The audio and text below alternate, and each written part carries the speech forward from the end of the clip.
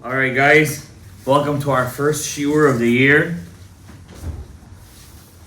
Our shiur is sponsored b'ezrat Hashem Yitbarach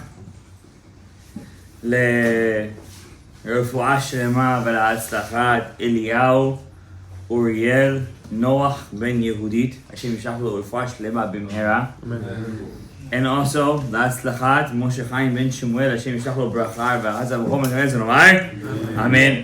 And also לברוך בן חנה, לזיווג הגון, לברכה, רווחה, הצלחה, ישועות גדולות, לכל ההצלחה וכן שנאמר אמן. And last but not least, להצלחת דוד פנחסו, והשם ישלח לו לכל הברכות, פרנסה ושפע, בנים צדיקים וכל ישועות וכן שנאמר amen.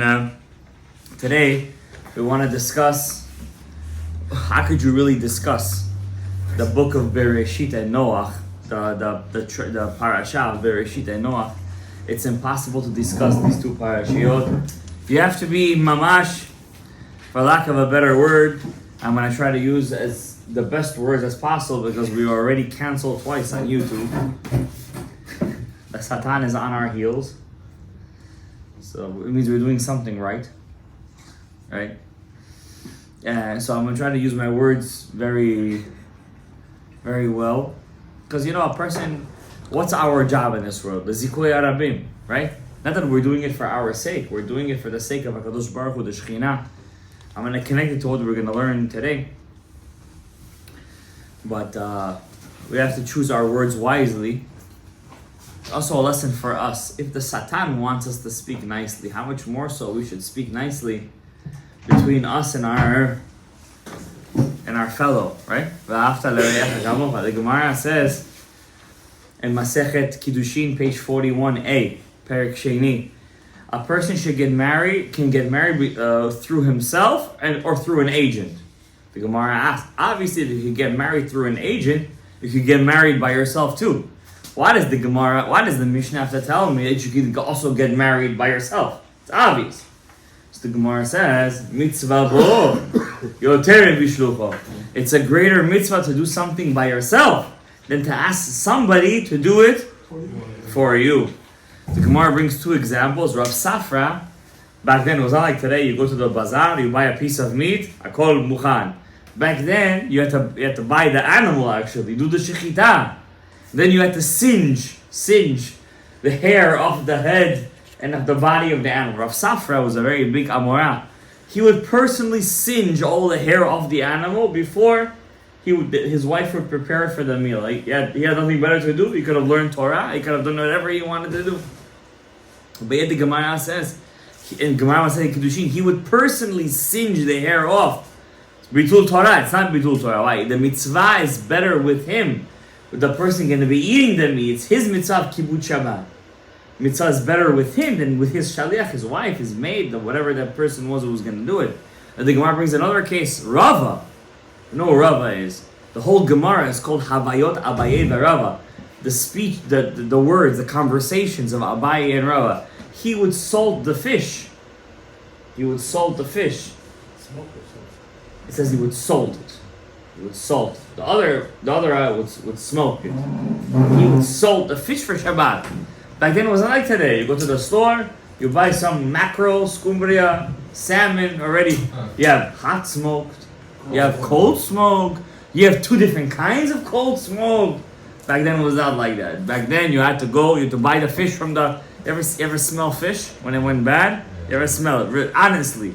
You ever been? You never been. Somebody on Hoshana Rabbah. He gave me a gift. He said, I went fishing. I caught black sea bass. I don't know, whatever. Black sea bass, I think he said. He had like 4 of them. For you, gift, bikurim. I said, Tihi Shimcha Baruch. Thank you for the bikurim. I took it. I'm not crazy. I'm not going to leave it in the car. It's fish. It was in a cooler. I came home to my wife. I'm on Shana Rabbah, 7 days. I finished Shnayim Mikra, V'achat Targum. I was on a high. I brought her the fish. No, it was good. It was a cooler. It was cold. But I'm not a guy who goes out a lot. I didn't know after the cooler is closed, it still retains the smell of the thing that was inside. I said I'm going to return the cooler to the guy before Chag. I said, put it in the car. After Chag, I'm going to return it. Ishtabach Shemo Shel Borei Olam. Hashem did this to me. Hashem is with me, and Hashem did it to me for the good. I opened the car Motzei Chag. Rabotai, it smelled like a Staten Island sea market over there. Like something so vicious. Out of Mamash. If this is how Gehenom smells, I will do mitzvot for the rest of my life. It was so bad. I took it to the car. I don't know, whatever I did. I was about to put ispandut in the car. Just to take the smell out of there. Rabotai. That's what it means to get a fish at a market. That's the smell. The kedusha. The everything that comes with it. Rava used to go to the fish market.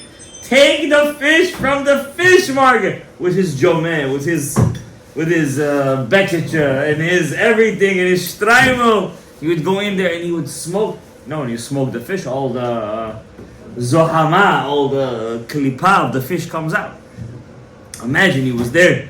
L'shem yichud k'chabrichu shchinteh hareini ba la'asot dagim lichvot Shabbat, and he would make the fish for lichvot Shabbat. Why? The mitzvah is better with him being done than with his agent doing it for him. Therefore, a person shouldn't say, you do the mitzvah for me, Rabbi. Rabbi, you do this for me. Rabbi's gonna do it. Why? He gets double the mitzvah. He's doing the mitzvah, and he's doing the mitzvah for you. But you should always run to do the mitzvah by yourself. Mitzvah bo yoter mibi shilucho. And the Gemara says, says, a person shouldn't get married through an agent, through a messenger. That means he puts the money into the guy's hand. He says, you go to this street, this and that, you marry the girl for me. I can't make it. I'm on a business trip. Back in the day, it was like that. A guy would get married, get betrothed in Medina Sayam. Today, a guy wants to get married to a girl from Florida, let's say. Gets on a plane, he gets married. Back then, it wasn't like that. You had to send a messenger. Why? Shema yichatfenu, it was far. Maybe somebody's going to catch her in the middle. Right away, send a messenger, marry her. No, WhatsApp doesn't work. It's WhatsApp, messenger. You gotta send the agent. 007. You have to send over there. The Gemara says, if you do that, you do an Avera. But the Mishnah said you could. You do an Avera. Don't do that. Why? Shema yir'eh ba devar megune. If you marry a girl and you didn't see her before, maybe you're gonna see in her something disgusting after. And not that you're gonna get divorced. And maybe you're gonna hate her for that specific thing.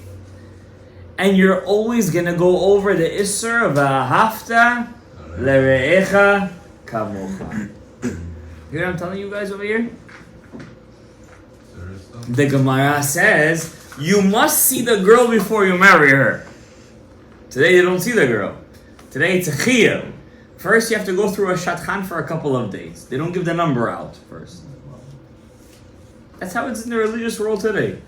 First you go through a shatchan. The number is not given. Then you have to go out on a date in a place that nobody knows you. Then after nobody knows you, if and only if Hod Malchuta, Her Majesty decides that she could be seen with you, and then she will decide to give her number. Kulehai Ve'ulai. Maybe she will decide to continue the date. Do you think it's right? I don't think it's right, but that's the situation that it is right now. The Gemara says in Masechet Kiddushin, Amar of Chasda, I got married at the age of 14. And if I would have get married at the age of 13, I would have put an arrow in the Satan's eyes. I would not have any Yetzer Hara at all. Nothing would affect me anymore. Says the Gemara, what does he mean? If a person is married and he's 70 years old, after 70, lo aleinu happens, his wife passes away. Blood pressure, blood pressure, this, that. Halach aleya. Is he allowed to stay single now? He's 70 years old. Let's go to Shidduchim right now. He's 70. Yeah. For what he has to go? Works. He wants to, that's it. He wants to go home, sleep, eat some shashlik, go to bed. Does he have to get married at the age of 70? Yes. Yes. Mitzvah Adam. It's a mitzvah to a man to stay married till the end of his life. I remember my Rosh Hashiva, Henach Libowitz. Chafetz Chaim. He got married, I think he was above the age of 70. His wife passed away. I was at his wedding. They were asking the kids in the yeshiva, do you want to be waiters? I said, well, you can ask a Sephardi to be a waiter. Say, thank you that I came to the wedding. No, okay. All the kids were being the waiters over there, the seniors, juniors, whatever. And he got married to a girl, to a woman. I don't know, she was 50, 60 years old, much younger than him. And she lives in his apartment in Chafetz Chaim till the end of her life. I don't know what happened to her at the end. But he said, you gotta get married. Yeah. I don't think he cared about, I don't think it was about that. The Gemara says you have to stay married. Oh, Gadaev Yosef didn't get remarried. After his wife passed away, Margaret, he was young. He passed away 93. He was in his 70s when she passed away. She died. He didn't want to get remarried. You know what he said? Torati umanuti. My Torah is my wife. Ninada. Get remarried again. But the Gemara says, for who the Gemara says? Person who still feels he needs to get married. It says about Rav Ovadia after he passed away, Rav Ovadia was very makpid. He said all the blessings to a person comes from his brachot. Baruch, every day say every day, Baruch Ata Hashem, Baruch Ata Hashem, Baruch Ata Hashem. All your blessings come from all the times you say, Baruch Ata Hashem. How many times do you have to make blessings a day? 100. 100 blessings you have to make a day. That's it? That's a lot. Maybe because you guys are young, you go to the bathroom 15 times a day. So for you guys it feels like it's, well, that's it. But for a regular guy, for example, I could guarantee, BRICS of course, that's what I call it. Brazil, Russia, Iran, India, we're breaking their koach when drinking this drink. BRICS. Thank you. I guarantee nobody over here made 100 blessings on Yom Kippur. Who here made 100 blessings on Yom Kippur? That's what I thought. You guys don't even know what I'm talking about over here. Yeah. If you pray during the year, Shacharit, Mincha, Aravit, that's already close to 80 berachot. So I wanted to ask you, all these 5 prayers, how many? What's the number over there? You're not even by 60. Wow. And Yom Kippur, right, 5. You're not even at 60. Like 60 something. What Aravit from? Aravit is 7. Plus 4 brachot. You have Shacharit 3, Talit, another one. 4 plus 7. You have Musaf 7. Mincha 7. Ni'ilah 7. That's it. B'chot HaShachar another 20. You're maximum 60 something. You're missing a lot of berachot. But if you're a chacham be'enav, Gadaev Yosef says, you go to shul in Aravit, you say 5 times besamim. Borei mine besamim, borei atzei besamim, borei isbei besamim, borei atzei mine isbei hanoten riach tov b'perot. 4 blessings every day. You go to shul, 4. You come to shul again in the morning, 4. You go home for a break, come in home, you say 4. Come back, you say another 4. Your time you go. Maximum, you're going to be chazan one of the prayers. Maximum. Baruch Hashem, I was zocheh to be chazan. At least I think 2 of the prayers this year. Plus the besamim. We were able to be zocheh, but you have to be cognitive about it. Says the Bala Turim. Anyone who's makpi to make 100 blessings a day, and pegara. There is no such kind of thing as dever, shmever. Diseases will touch this person. It's impossible. He makes 100 brachot, he has kavanah to make 100 blessings a day. It's impossible these things will touch him. He makes 100 blessings. Do you guys know why we make 100 blessings a day? David HaMelech in his day, 100 people were dying a day. Beruach HaKodesh, he figured out he has to make 100 blessings a day. Why were 100 people dying a day? Anybody here know? Jewish trivia? What happens? No. Don't give me that sinas chinam stuff. He counted the people. Correct. Very good. When somebody gets a question right over here, it makes me feel good. Because we're learning something. Something is who, me, I'm sure everybody hears a lot of stuff. Because he counted people.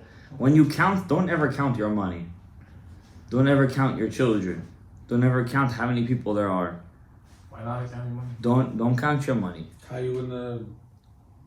How you gonna keep track? The bills, Everything is how you say it's done. Automated. Yeah. When do you count them? When you're paying somebody. When you pay somebody, count it. You take all the beracha to yourself, and you give him all the numbers. Or somebody pays you. If somebody pays you, but when he gives it, you don't count it again. And that's the way the bracha stays with you. But there is an idea. Don't ever count anything. Why? Bracha doesn't rest on something in numbers.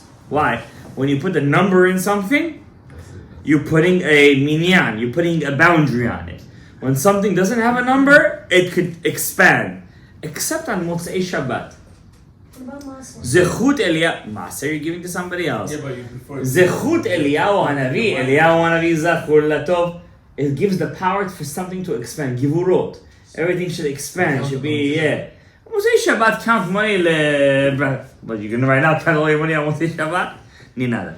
But my point is, mea brachot rabotai. Be makpid and mea brachot the bracha, revacha, tzlacha. I say a single guy, if he wants to have a zechut to get married, a single guy.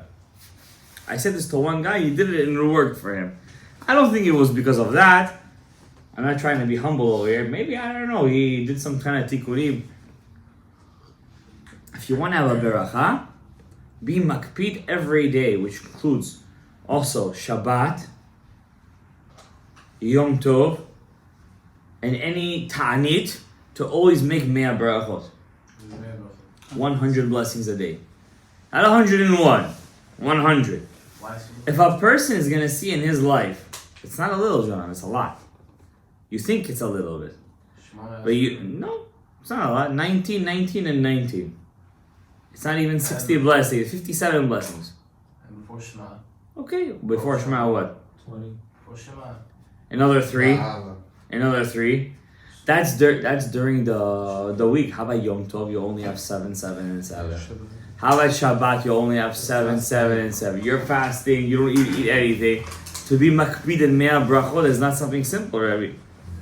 During the week, yeah, of course it's easy to make. 19, 19, 19. You make one birkat hamazon. You go to the bathroom a couple of times. You're Gucci. And even then, I guarantee you don't make mea brachot.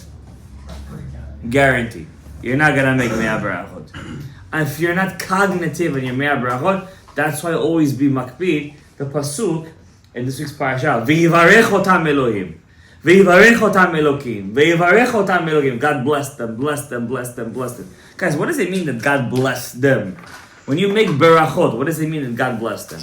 I don't really have to draw it out to you. It's already inside that parochet over there. That's why we drew it over there. Blessing only comes through 4 names of Hashem. I'm sorry, I said 3, I said 4. Shem Ab, Yud, K, Vav, K, 72. Shem Sag, Yud, K, Vav, K, 63. Next Shem is Shema, Yud, K, Vav, K, 45. Shem Ben, Yud, K, Vav, K. That's going to be 52. Altogether, you're going to have 288. 4 names is going to be 242. Gematria Baruch. You're blessed. Every time you bless somebody, every time you make a beracha, this is the first kavanah you're supposed to have. If you are Kadosh. Sag Ma Ben. It's right there. You put it there for you guys. Is it 242 again? This is 228. 228. And with these shemot, with the letters of the shemot, you're going to get 232. 232. Thank you, you're correcting me. I did it too quick. Huh? 228 228 is the gematria. plus 4 equals 232. 232, correct. Let's do it again. 72, 63, 45, 52 is how much? 2 Rachach, 228. Plus the 4 is going to be Ralab, 232. Gematria Baruch. Isn't Baruch 228? No. The opposite. This is 228, and with Baruch it's this. So it's the same idea over here. The point is that this Ab Shemot, these 4 Shemot, is going to be Gematria Baruch, Rala, and also if you take all the Aleph Bet, and you take Aleph Bet, Aleph Gimel, Aleph Dal, you do all the Aleph Bet like that, you do all the Aleph Bet, each one with a pair, it's going to be exactly 231. Ima Kolel, it's going to be Ralab, 232. All the Aleph Bet, if you would pair them with each other, it's going to be 232 Ima Kolel. And when a person pairs all the, by the way, the Ari Kadosh, something we don't know. He says there's 2 ways to connect to God. One is through Shemot HaKodesh. One is through names of God, the names. This is a lower level. One is through the Aleph Bet. The Aleph Bet. For example, if you think of your name, also your name is Yitzchak. Yud Tzadik Chet Kuf.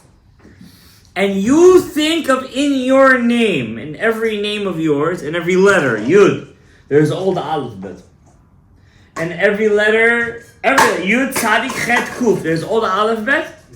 It's a higher power than if you would think of the gematria of your name and the Shemot HaKodesh. You know what I'm telling you? Let's say, for example, your name is Adam.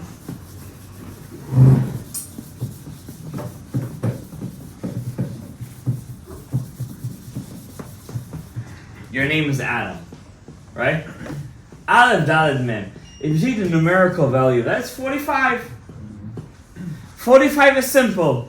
If you want to know the root of your soul, of your name, it's what? Yud, K, Vav, K. If you take that name, it's the third name right there, it equals 45. So if you want to clean your name, if you have a free time, you sit there and you meditate on that name. Here at Shalom I'm trying to clean my name right now from the Zohamat HaNachash, from the poison of the snake, and I'm using this Shem HaKadosh, which equals the gematria of my name, to clear out my name. But there is a deeper way of serving Hashem. That's just through the letters itself. For example, if I take the name Adam, and I just take the letter Aleph itself, the letter Dalet itself, and the letter Mem itself,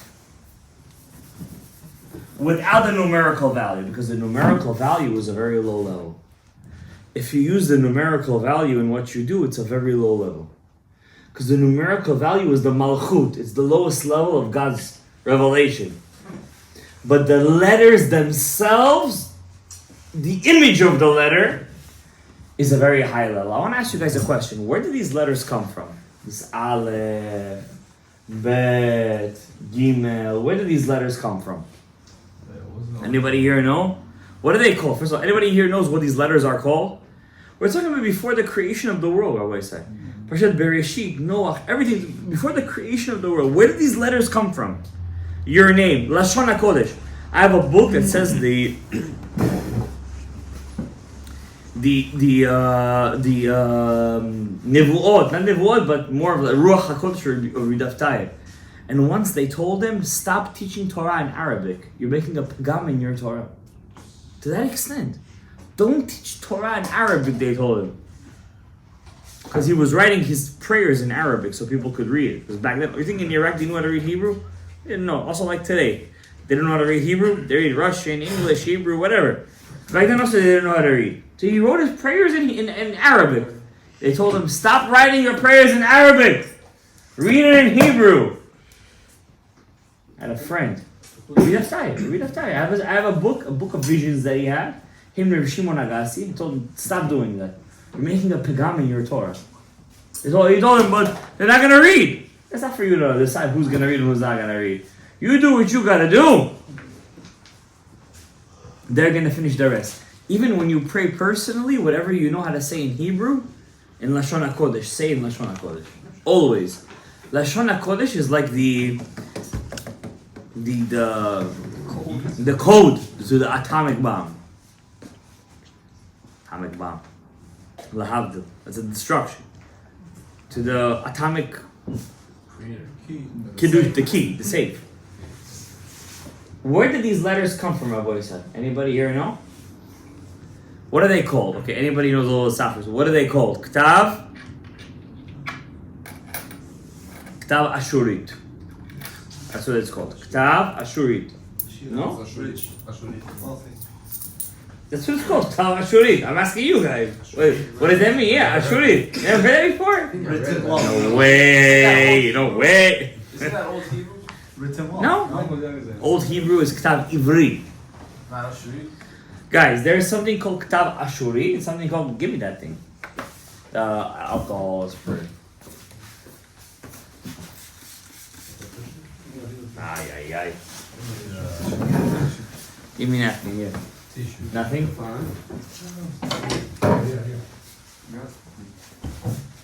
Thank you.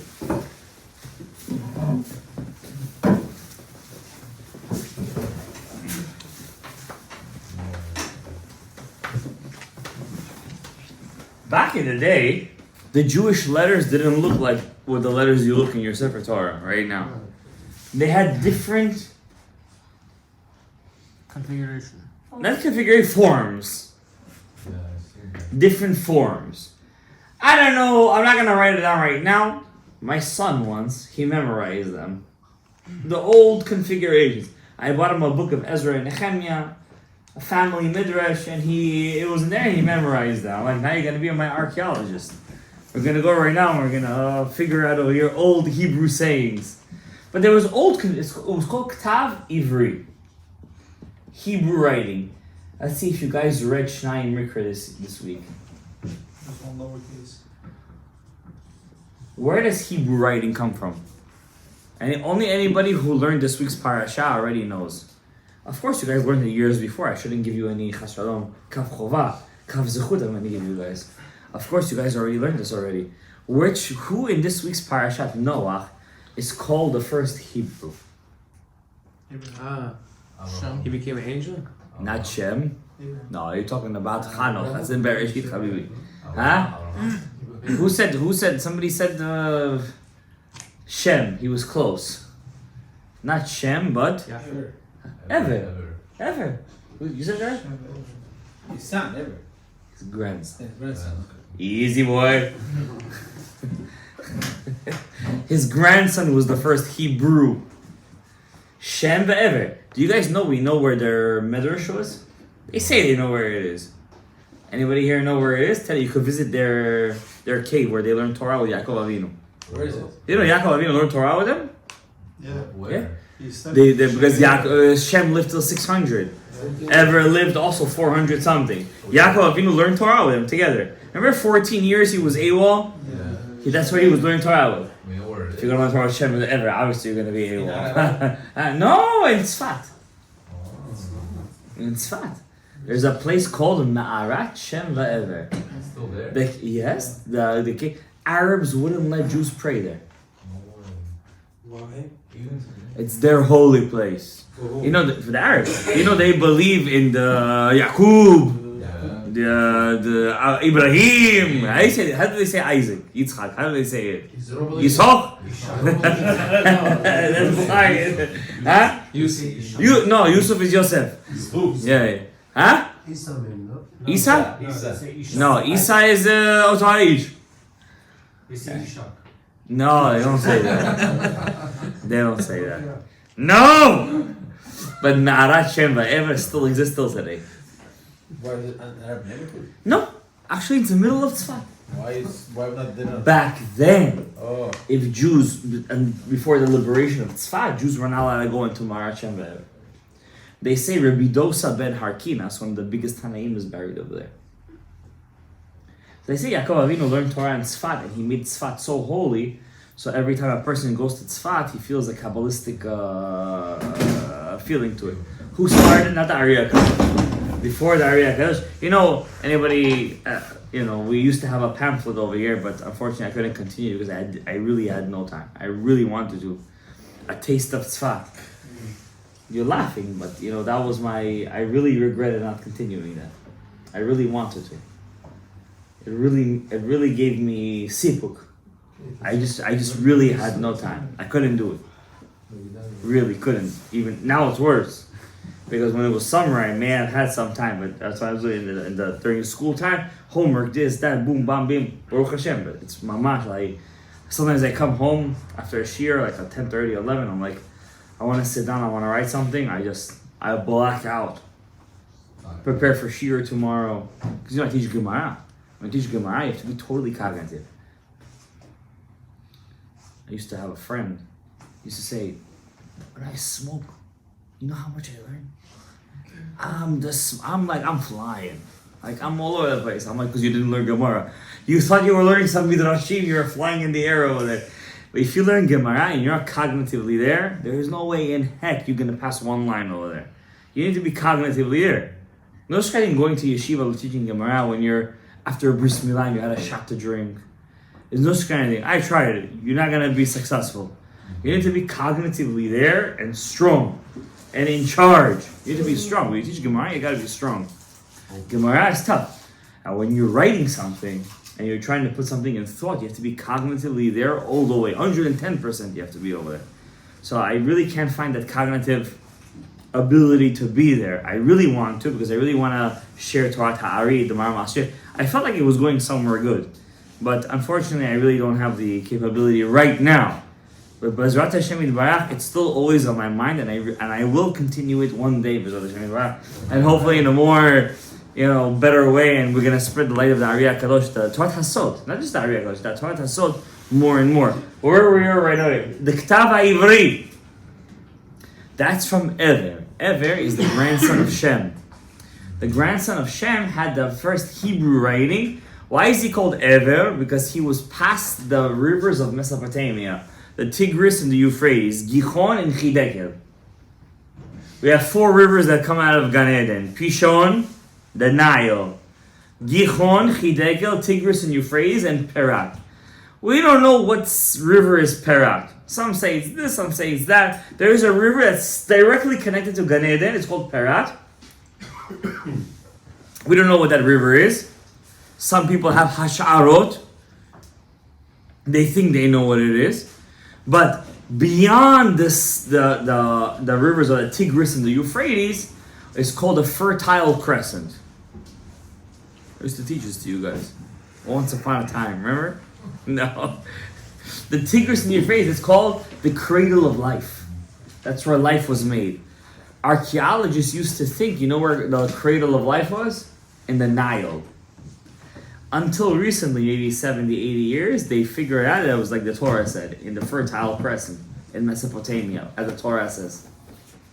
The Torah says, proofs of our Torah. Mm-hmm. I always point this out. You guys think that history books, all these books, they're not biased. I promise you. I taught a history book from 2006 and 2008. One book said over there Canaan, one book said over there Palestine. Yeah, 100%. We're reading the book together with the kids in class. Suddenly it says Palestine. I'm like, my book it says Canaan. How you got Palestine over there? Do you understand the brain? And it's subtle. It's very subtle. It's in the book. You know what I mean? You read the books with them, and it's in the head. They give it subtly. That's what they do with all this Instagram. It's all subtle. It's all subtle brainwash. I'm telling you, the average kid today is at least 8 hours on his phone. Do you know what that is? 8 hours on your phone. The Rambam says 8 hour go to sleep, 8 hours eat, 8 hour work.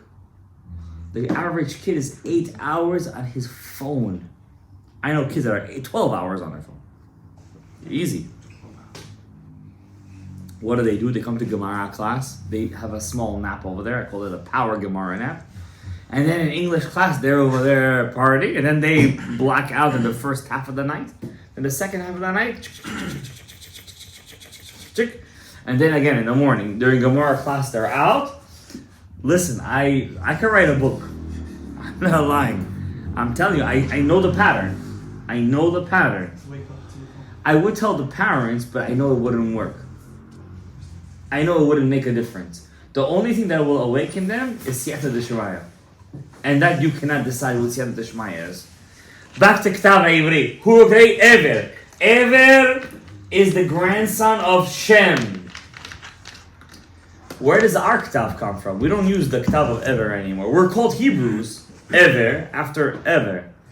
But we're not called, but we don't write in the Ktav of Ever. We write in something called Ktav Ashuri. Do you guys know what Ashuri means? What country is that? It's not Syria, you're close, but Assyrian. Assyrian. The Assyrian language used the Ktav that we use today. Aleph, Bet, like this, Gimel. There's only one problem with this theory. How come we don't have proof, archaeological proof that they use this Ktav? There's a machloken in the Gemara. Isn't the Hebrews before them? Yeah, but we don't use that anymore. I didn't write the Ktav down. But it's weird, it's like this. Like all these like symbols. You wouldn't even know them if you saw them. You understand? I've seen them. It's like weird symbols and stuff. Nobody uses these symbols before. Our Sefer Torah is written in Ashuri. How do you know? Just said that. Could be. Depends. Rabbi Yossi says, now Hashem, if I make a mistake over here, it's not my fault. Rabbi Yossi in Sanhedrin says, the Sefer Torahs were all written in Ivri until Ezra HaSofer came, and he came from the Babylonian Empire, who adopted the Assyrian Empire's Ktav, and he wrote the Torah in Ashuri. What we have today. Yeah. Ashuri? Yeah, we have today, Ashuri. But Rabbi Yehuda Nasi, once again, if I'm messing this up, don't quote me. Rabbi Yehuda Nasi says you're wrong. Ktav Ashuri was given to Moshe Rabbeinu in Har Sinai. And every Torah that was ever written was always written in Ashuri. The script that people used to use was Ivri. But the Ktav of Sefer Torah, which we call Kitvei HaKodesh, was Ktav Ashuri. Then why is it called Ashuri? Now here I'm going to tell you guys a Hidush.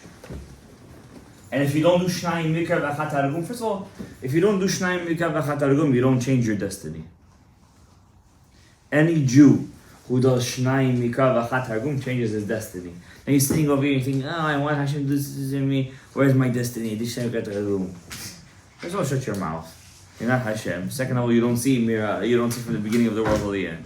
Third of all, when you're going to be a rabbi, and I'm talking about a small-scale fry rabbi like me, and I'm only calling myself that because I have what semblance of what's called a smicha, and you hear the problems that people have in their life, and you're going to see the goodness of your life, so you're going to shut your mouth.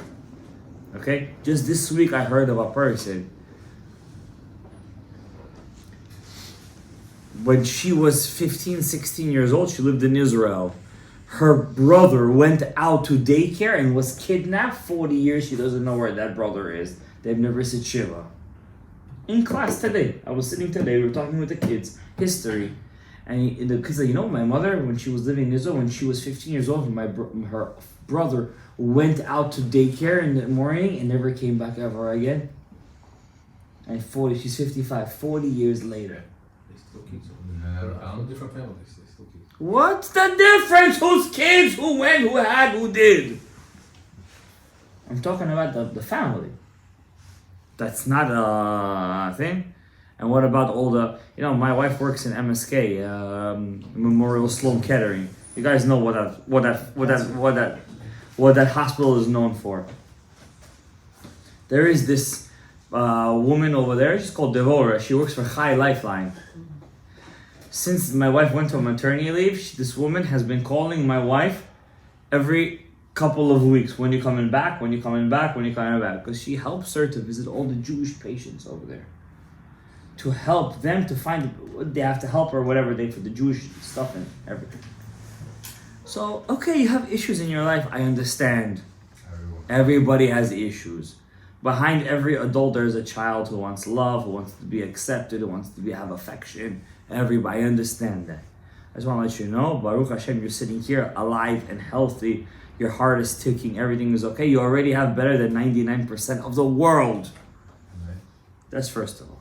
Other things, I understand. There's some issues. Akol yeh tov. Akol yeh beseder. Everything's going to be okay. We have a new year. 7 days we didn't have even a drop of rain in the United States of America and in Israel. So I'm thinking, we're going to see Geula Shalema. Im niskeh, it's all up to us, Rabotai. If Hashem is going to find 10 people that are worthy, for the rest of the 15 million, it's enough. As long as there's 10 men that are worthy. Why 10? Keter, Chokhmah, Binah, Chesed, Givurah, Tiferet, Netzach, Hod, Yesod, and Malchut. Now back to the Ktav Ashuri. If we say, like Rabbi Yossi, that Ktav Ashuri is something that Ezra Sofer took from the Assyrians, then who says Ktav Ashuri has holiness to it? But if we say, like Rabbi Yehuda HaNasi, that Ktav Ashuri is what? From Mount Sinai. Of course it's holy. You said Assyrians knew that Ktav too. So here's the question, here's the Chidush, and I hope you guys will like this Kiddush. It's a strong Chidush, by the way. You heard it here first. I promise you, will never hear this ever again. Anywhere. How do I know? I said to Hashem Yirach, I came home today. It was 6 o'clock. And I said, I'm going to right now go to Shar Psukim, Shar Kavanah. I'm going to find something nice to say, something juicy. So this one had homework, this one had homework, this one had homework. And then 7 o'clock, when I sit down, 7:15, my mom calls me, drive me to work. By the time I come back over here, it was 8 o'clock. I'm like, I'm done. I come over here. I said, Hashem, give me some chidush. And then something Rabbi Kleinman said, in between Mincha and Marv, clicked in me. Something else clicked. It clicked. I said, thank you, Hashem. I'm going to share this with you guys. Who said, according to Rabbi Yossi, the Ktav Ashuri is Kadosh? Here's the question. This is the question. Let me repeat the question. Because if it's from the Assyrian Empire, then it's not. So why do I have to put a Sefer Torah in Geniza? Sefer Torah is Kadosh itself, no? Why? Because the Ktav. Because the Havaya inside. But the Havaya is Ktav Ashuri. And according to Rabbi Yossi, it's a Ktav from the Assyrians. Okay, M. Kichu is it. They were making, that's an answer, Ben Mincha Lemarv. It's not an answer. Here's the Chiddush. Who learned this week's parasha? Noah, of course. This week's parasha, how many nations are born? Raise a hand. 70. No need, because you guys know. I was given 70 languages. 70 languages, 70 nations. Gog, Magog. Magog is 70. Gog, Magog. Huh? 70 letters. No, it's not 70 letters.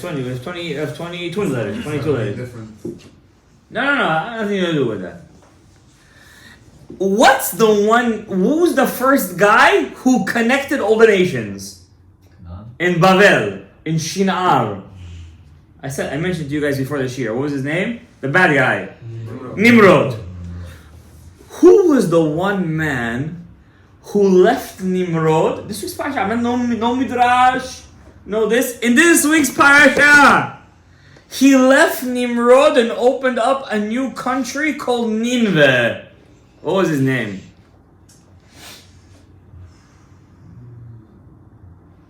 Ashur. Nimrod rebelled everybody against Hashem. Ashur said to Nimrod, I'm not with you. I'm taking Hashem's Torah, which we got from Noah, and I'm going to open up a new city called Nineveh. And what did he take with him that was Kadosh? Ktav Ashuri. And therefore, even according to Rabbi Yossi, who says the Ktav is from Ashur, but where did Ashur get it from? From Noah, who didn't want to rebel against Hashem with Nimrod. And therefore, even according to Rabbi Yossi, if you have a Ktav Ashuri, you still have to put it in Geniza. And therefore, Elu va'elu divrei Elohim chayim. Hashem b'mizakeh otanu. Ninveh is Ashur. It's the capital of Ninveh is one of the misparim in New York. Hashem b'mizakeh otanu lebracha, revacha, tzlacha, parnasat, vashefa, yusho gudolot. Hashem b'mizakeh otanu legdushat. הפרשיות האלו קשורות הישרים לכם שלנו, אמן?